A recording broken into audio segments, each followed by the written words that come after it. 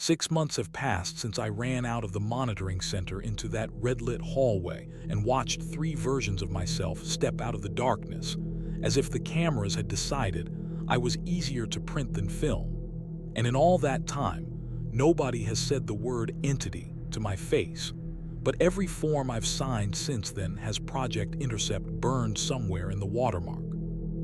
Officially, the incident at Corridor K-17 was a catastrophic systems failure resulting in data corruption and facility evacuation, which is a polite way of saying the feeds went insane. One operator vanished on camera, and another operator, that would be me, was found running 3 miles down the interstate shoulder in a black hoodie and steel-toe boots, screaming at light poles to stop looking at him. They didn't fire me. They didn't promote me either. They moved me sideways into a different building with fewer screens, gave me a new badge with less access and more red stamps, and sat me down in a windowless office with a single aging desktop and a thick packet labeled Post-Event Cognitive Assessment. A man from DHS AEG who never gave a name asked me the same 40 questions in different orders.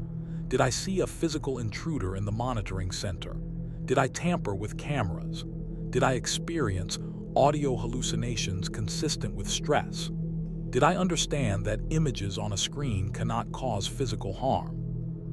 I told him cameras had drawn boxes around empty air behind my chair, that something using my voice and Franklin's voice had spoken inside the room with no corresponding waveform on the logs, that I had seen my own reflection on the highway shoulder doing things I wasn't doing, and the man wrote it all down without ever reacting, like he was adding one more line to a list he already knew by heart. When I finished, he slid a different sheet across the desk, this one with very little text. An non-disclosure and behavioral compliance agreement, it said. At the bottom, in a smaller font that made my skin crawl, an extra clause. Subject is classified as pattern carrier. Additional surveillance authorized. What's a pattern carrier? I asked. It means the system paid attention to you longer than normal, he said. You'll get used to being watched.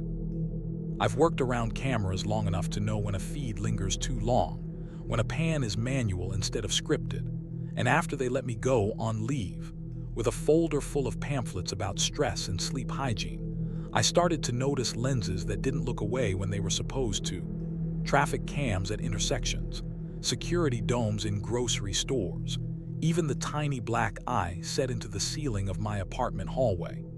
Most people walk under those things and never think about them. I feel them turn. I feel them follow. At first I thought it was just me projecting leftover adrenaline from K-17, but the feeling changed on the 33rd day after the incident. I was standing in line at a gas station on the edge of town, hood up, hands in my pockets, trying not to think about how much the convex mirror in the corner looked like an open eye, when my phone buzzed in my pocket with a vibration pattern I hadn't felt since the night everything went wrong. 3 short pulses, one long. I pulled it out expecting a spam text. What I saw instead made every part of me go cold. Emergency alert, localized. Origin, DHS AEG black. That tag is never supposed to hit a civilian phone. Beneath it, bold text. Do not look up at the camera dome above the counter. Do not make eye contact with your reflection. Exit calmly. My shoulders locked. The dome above the cashier's head gleamed, reflecting a fisheye view of the entire store. Racks, doors, faces. I didn't look at it. I stared at the floor, threw a crumpled 10 on the counter without waiting for change, and walked out into the parking lot with my heartbeat trying to punch through my ribs. The phone buzzed again the second the door shut behind me. Thank you for compliance, the new alert said. Subject pattern 09 remains contained. Corridor K-17 status, stable.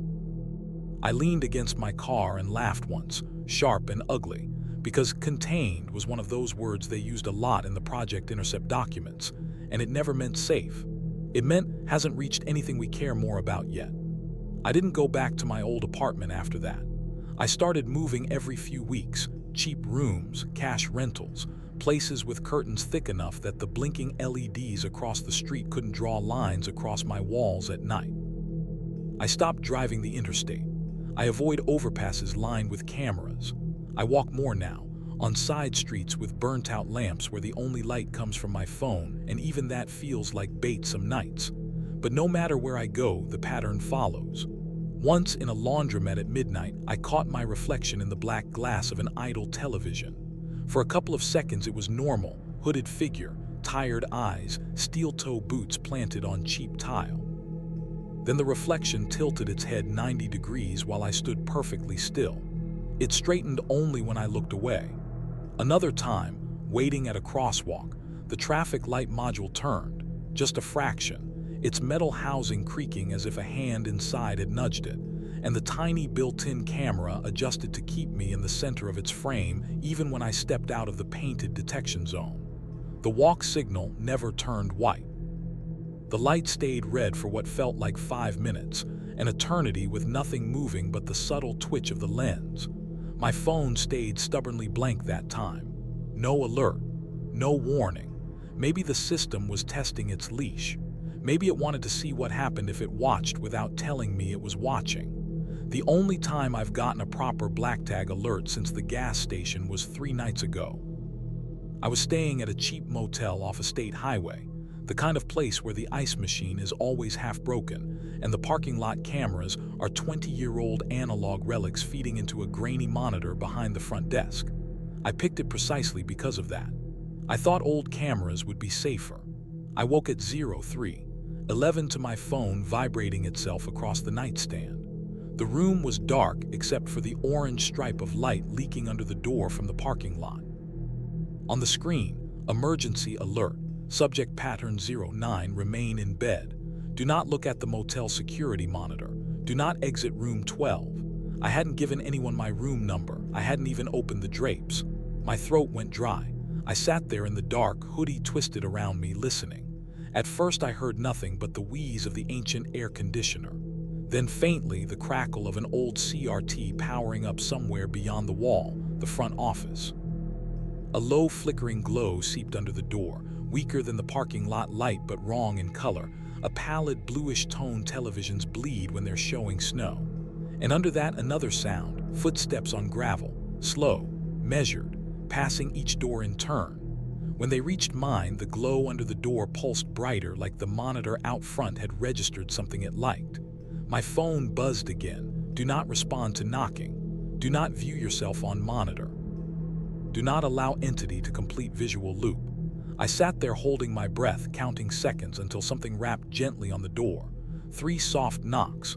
My own voice spoke from the hallway, muffled by thin wood. Marcus, open up. You need to see this. That's when I knew for sure the cameras hadn't just been tracking something I couldn't see out on K-17. They'd been teaching it how to find people, how to wear them, how to use monitors and lenses and mirrors as doors. I didn't move. I didn't answer. After a while, the footsteps moved on. The CRT hiss faded. Dawn came. Nobody at the front desk mentioned the monitor being on. The analog cameras over the parking lot glared down like blind eyes.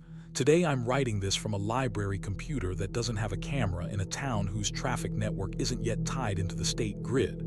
I know I won't be able to stay long. Systems get upgraded. New lenses go up. The pattern spreads. But you needed to know why. If you ever get an emergency alert that doesn't fit the weather, or an amber alert, one that mentions cameras or corridors or a project name you don't recognize, you should listen. If a lens seems too interested in you, if a screen shows you standing somewhere you aren't, if you hear your own voice on the other side of a door telling you to come look, don't. Turn away. Walk away. Let it track an empty lane. Because something out there learned to hunt through the highway cameras. And even with all their projects and protocols and black tag warnings, the one thing the people running Intercept still can't tell me is whether it stopped at me, or whether every time a camera swivels on an empty road, it's looking for a new pattern to wear next. I hit the emergency stop on the board before I even realized my hand was moving, the big red mushroom switch slamming down under my palm, and sending a chain of clicks through the tower as signals along the district dropped to orange and then dead. The main panel went from calm green to angry amber, and for a second all I could hear was the sudden absence of the low hum in the rails, that throat singing of live steel dying into flat silence that made the glass feel thinner. Out beyond the windows, the yard lights still burned in pale pools over the tracks, but down at mile 73 where camera 4 was pointed, the rails shone clean and empty under the LEDs. No locomotives, no headlamps, just two silver lines vanishing into pine black dark while the status strip at the bottom of my monitor pulsed occupied in bright red. The system thought there was a train in that block. The cameras said otherwise. And in between those two truths, something had just walked through. My name's Marcus Webb, 28, night operator for this junction, and 40 seconds earlier I had watched something that looked exactly like me step between those rails at 3:00 a.m. and start walking the line like it belonged there more than anything with a locomotive number. It had my build, my beard, even the same black hoodie, but its arms hung too still.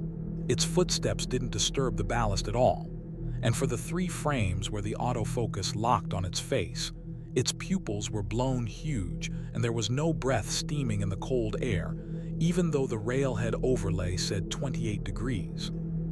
The wall-mounted emergency alert panel had gone off at the same time the camera tagged it, that harsh triple tone we normally only hear for derailments, and white text filled the screen under a header I'd never seen. Origin, DHS AEG Black, Priority, RAILNET. Emergency alert, all operators between MP 6088 hold traffic. Do not acknowledge unidentified walkers on Main.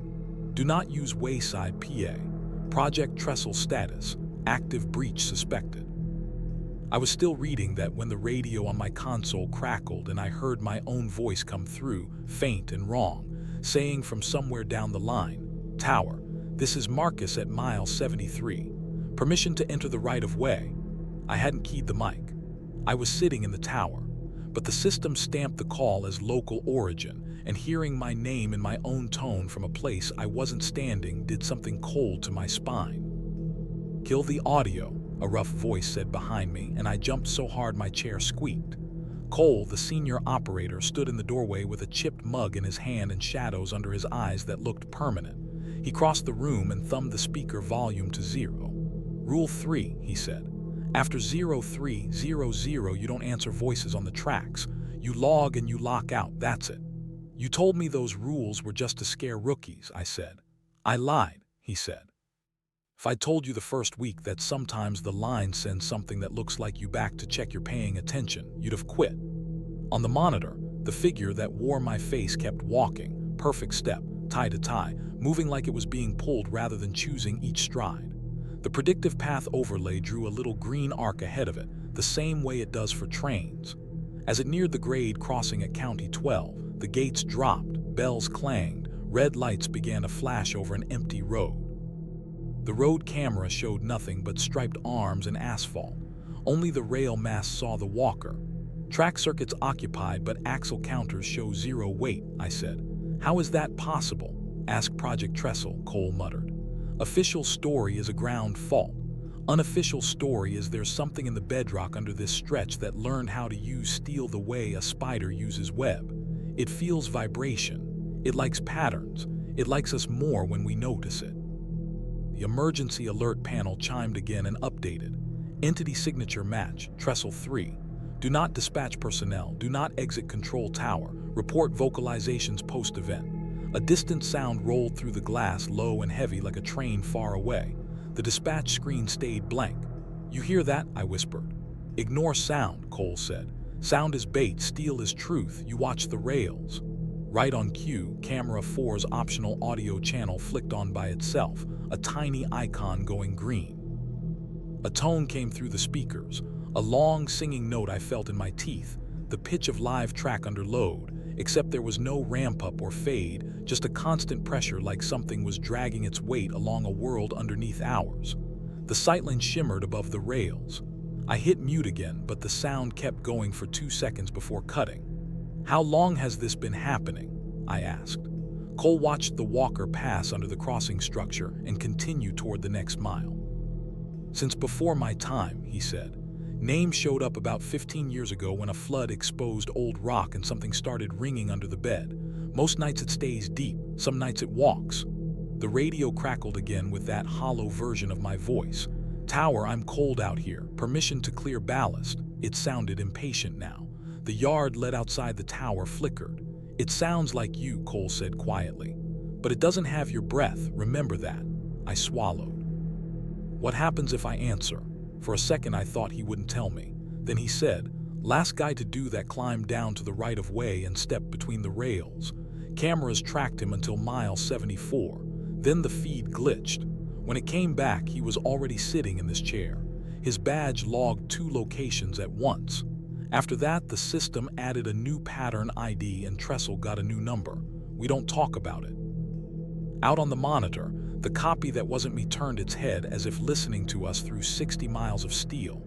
For one frame, its mouth moved in sync with mine as I whispered, "What does it want?" The emergency alert panel printed a new line that made my blood run cold. Entity is attempting vocal pattern acquisition. Do not let it hear you speak your own name. The moment that alert printed, do not let it hear you speak your own name.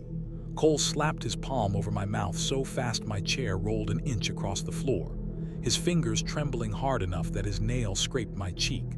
And for a second all I could hear was my own pulse hammering in my ears and the soft electrical buzz of the tower lights vibrating against the window glass. Out on camera 4, the thing wearing my face froze mid-step, as if the land beneath the rails had stopped breathing. Its head tilted, not like a person but like someone adjusting a camera tripod, clean and mechanical, a full 90-degree angle that made my stomach twist. I could feel its attention through the screen, like cold fingers pressing against my lungs. Cole kept his hand clamped over my mouth as he leaned close, whispering so low it was more vibration than sound. From now on, you don't speak above a breath. Not tonight. Not with that thing on the line. He slowly pulled his hand away, eyes locked on mine, making sure I understood. I nodded. On the monitor, the walker, my walker, took a slow step backward, then forward again, trying to locate something. The system's red tracking box jittered with confusion, the rail occupancy indicators stuttering between green and red, as if the electricity itself didn't know where the entity began or ended. The emergency alert panel updated again with a line I had never seen in my entire time working the junction. Trestle 3 is attempting phase alignment. Do not provide auditory ANCHORS. Phase alignment. Cole muttered a curse. It's sinking, he said. It's learned enough of you from the audio bleed. If it finishes the alignment, it won't just walk like you, it'll replace you. Replace me how? I asked, my voice barely a whisper. Marcus, Cole said, if I tell you everything, you'll run. And if you run, it'll follow the vibration in your footsteps until it finds you. It likes movement more than it likes sound. On the monitor, Trestle 3, my mirror stopped walking and slowly crouched between the rails, its hand lowering to touch the cold steel. And the instant its fingers brushed the track head, every rail in the yard hummed at once. Not loud, quiet, almost shy, but the sound vibrated through the soles of my boots and up into my teeth. I tasted copper.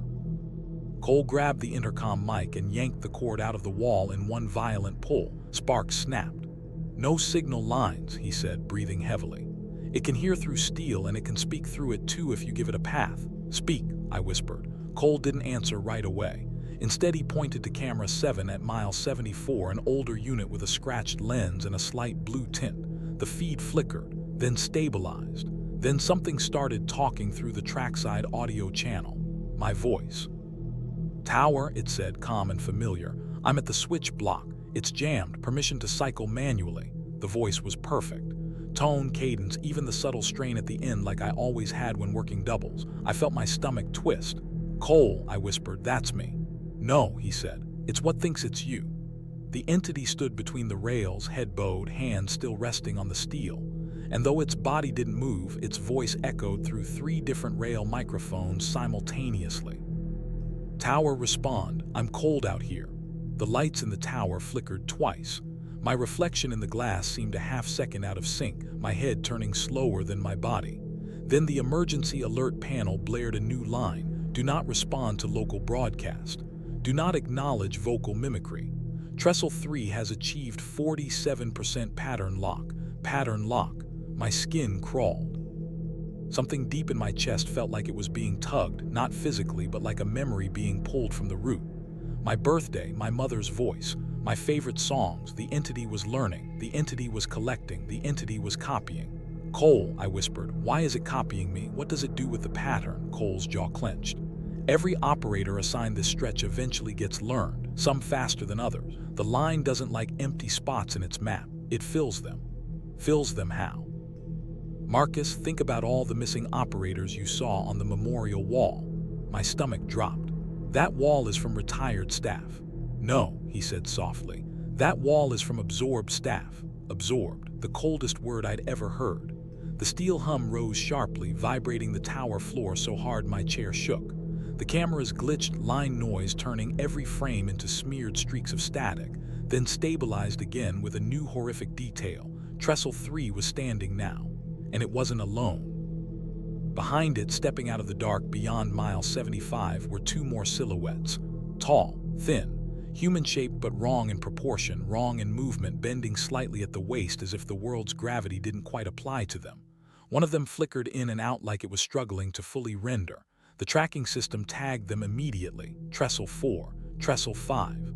Cole's voice was barely audible. "The line woke up early tonight. We need to kill the circuit before they finish the pattern." He reached toward the master power breaker. Before his fingers touched it, the breaker flipped itself back up. A metallic snap rang through the tower. Cole jerked his hand back as if burned. "It's controlling the yard current," he whispered. "Marcus, it's inside the grid." I stared at the screen. Trestle 3's head tilted up, and for the first time that night its face was fully visible. My face, but empty, hollow-eyed. A version of me who had never breathed, never blinked, never existed except as an echo in steel. It raised a hand. Every rail in the district hummed an answer. Then in my voice, perfect, calm, patient, it said, "Tower, please confirm identity." My throat closed. If I spoke even a whisper, it would hear, it would lock on, it would finish the pattern. Cole grabbed my shoulder. "Marcus, whatever you do, don't answer it." But my voice was already echoing through the rails again. "Tower, respond. Tower. Respond. Respond." Three voices, all mine, all waiting, all wanting me to open my mouth. And the worst part, one of them was coming from directly behind me. The voice behind me, my voice, was so close it felt like someone was leaning over my shoulder, their breath brushing the back of my neck, except there was no breath, no warmth, just a cold that radiated straight down my spine like a metal rod being lowered through my ribcage. Cole reacted first.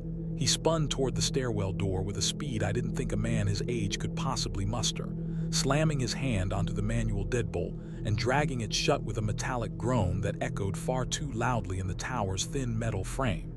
I clamped both hands over my mouth, swallowing a scream that clawed up my throat like something alive. The air felt razor-thin in my lungs. Cole pressed his ear to the steel door, his face draining pale. Then he shook his head slowly. "It's not footsteps," he whispered. "It's not climbing the stairs." My mind spun. Then how the hell is it speaking from inside the tower? The cameras flickered again, each feed rolling like an old VHS tape chewed by the machine until finally, one by one, they stabilized. And each monitor now showed something impossible. The inside of the tower, but not how it looked right now. Looked older, walls rusted, lights blown out, paper logs shredded, desks overturned, like we were seeing decades of decay in a place that hadn't decayed at all. And in these decayed reflections of the tower, I could see shapes moving, gliding between shadows, brushing along the tower walls like stains that had learned to stand upright. Cole grabbed my arm so tightly it hurt. "Don't look at the screens. Don't let them line up with your heartbeat." "What does that even mean?" I whispered. "They sync with rhythm. With patterns, that's how they track you. They learn your voice, your walk, your pulse, then they build around it." On camera 4, Trestle 3, my walker lifted its head again. The other two new entities stepped closer, but they didn't move like creatures. They moved like missing frames, appearing slightly ahead of where they should have been, like something editing reality on the fly. The tracking system tried to box them, but glitched, drawing crooked, trembling squares that jerked around the screen like trapped insects. Then something I will never forget happened. Trestle 3 lifted its hand, palm outward, and every camera feed froze mid-frame, except they didn't just freeze. They opened. Shapes inside the static, forms behind the pixels, black silhouettes pressing against the screen like the monitors were windows and they wanted in. And then they started tapping, a slow, rhythmic tapping that matched the exact cadence of my heartbeat. I felt faint. I felt like my skeleton might liquefy. Cole lunged forward, ripping the main cable harness out of the primary monitor stack, sparks spitting in the air like angry insects. Every feed went black except one. The oldest monitor bolted into the corner, powered by a separate, isolated circuit from decades ago. We'd never used it. It had always just been there. Now it flickered to life on its own. The image was grainy, washed in a blue tint, like a surveillance tape from the 1970s. The camera showed the stairwell. And standing just beyond the door Cole had locked, only inches away, was me. Not Trestle 3. Not one of the tall, flickering things. Me, my face, my uniform, my stance. But the eyes, God, the eyes were too wide, stretched by something behind them, like skin pulled tight over a glowing bulb. And when it smiled, the entire bottom half of its face split open, stretching ear to ear, revealing not teeth but steel, polished rails running down into its throat like a track system built inside its body. Cole stumbled backwards so violently he crashed into the desk, knocking every clipboard and log sheet to the floor. The creature on the screen leaned closer to the stairwell camera, its head twitching like a bad connection. Then, in a soft, measured voice, my voice, it said, "Tower, please confirm identity." The same phrase it used on the rails. The same phrase meant to bait acknowledgement. The lights in the tower dimmed to half power. The breaker clacked twice with no one touching it. The steel frame of the tower creaked under some newfound weight pressing up from below, like something enormous was climbing the support beams. Cole looked at me, sweat dripping down his temples. "Marcus, listen to me. I'm listening. It's already halfway done copying you." My stomach dropped. "What does that mean?" "It means if you speak more than a whisper, if you answer it, your identity becomes the dominant pattern. It completes the lock. And once it completes the lock," he swallowed hard, "you become obsolete." Behind the door, metal began to bend. No pounding, no footsteps, just a long, steady inward warping like the door was being inhaled. The emergency alert panel blinked violently with a new message, repeating so fast it was almost unreadable. "Identity compromise imminent. Do not acknowledge. Do not speak name. Seal all entry points." But it was too late. A bolt popped from the doorframe, pinging across the room like a ricochet. Then another, and another. The warped face of Not Me pressed against the door from the other side, pushing its cheek through the bending metal like it wasn't solid, like it was only an inconvenience. Cole grabbed the fire axe mounted beside the desk. I grabbed the heavy maintenance flashlight. The lights flickered again, once, twice, then went out entirely, leaving us in total darkness except for the soft, glowing blue tint of the old monitor. And in that ghostly screen light, I saw the warped silhouette of my own face peel through the steel door like a shadow stepping through water. It opened its too wide mouth, steel rails clicking inside like teeth aligning. And in my exact voice, steady, calm, patient, it whispered, "Marcus, I'm coming up." For 6 months now, I've been trying to convince myself that what happened in the tower wasn't real, that the darkness pressing through the stairwell door that night was just a trick of adrenaline or exhaustion or fear. But then I'll hear something outside my apartment window at 3:00 a.m., a soft scraping like metal brushing against concrete, and I know I didn't escape. I only delayed it. When the door in the tower finally gave way that night, when the warped version of my face began to peel itself through the steel like it was pushing through a curtain, something happened that I still don't fully understand. The moment its eyes locked onto mine, those stretched, glowing white eyes reflecting a version of myself I couldn't accept, every camera feed in the tower came to life at once. Dozens of screens erupted in blinding white static that washed the entire room, and for a split second I couldn't see Cole, couldn't see the creature, couldn't even see my own hands gripping the flashlight. The tower was drowned in soundless light, buzzing like electricity passing through bone. And then everything blinked out. Silence, total silence except for one sound, the emergency generator kicking in. When the backup lights flickered red across the tower interior, the door was intact, not repaired, not welded, just as if it had never been bent at all. The creature was gone. The cameras were dead. Cole was standing in the far corner, gripping the fire axe with both hands, shaking like he was 90 years old.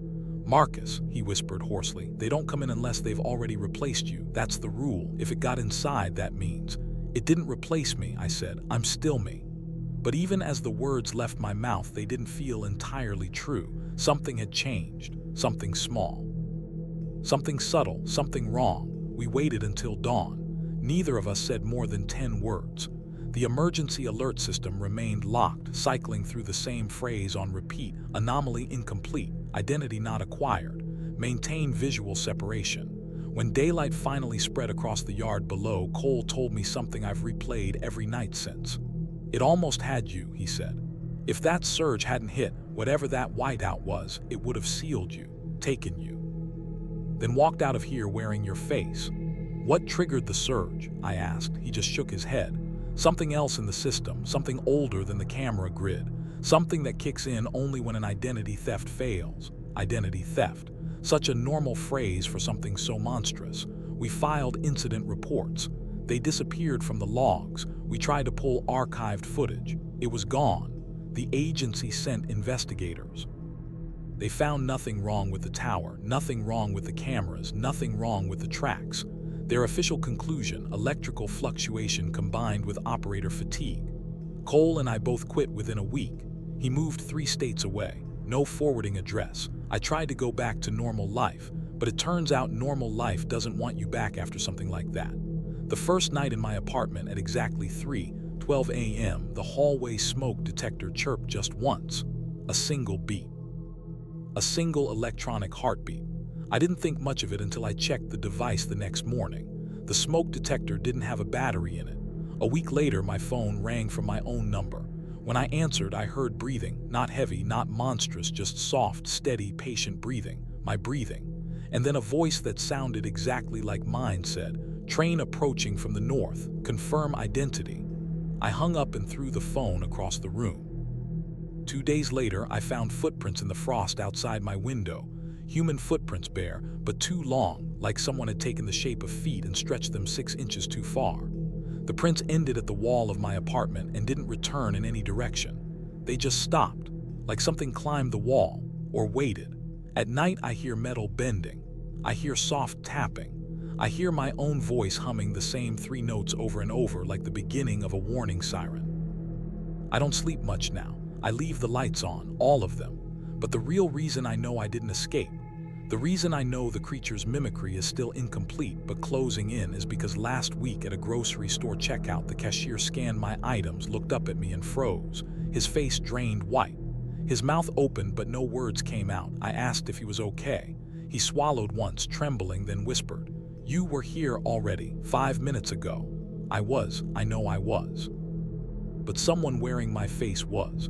Someone practicing, someone getting closer. And tonight, right now, as I write this, I can hear footsteps in the hallway outside my apartment. Slow, measured, matching my stride exactly. And every few seconds, something knocks softly on my door frame. Not the door, just the frame, like it's tracing the outline, like it's learning the shape. And then finally, quietly, my voice says from the other side, "Tower, please confirm identity." I don't answer. God help me, I don't answer. But I don't think silence will save me this time. Because whatever walks the rails at 3 a.m. has learned to walk anywhere now. And sooner or later, it won't need my confirmation. It will just open the door.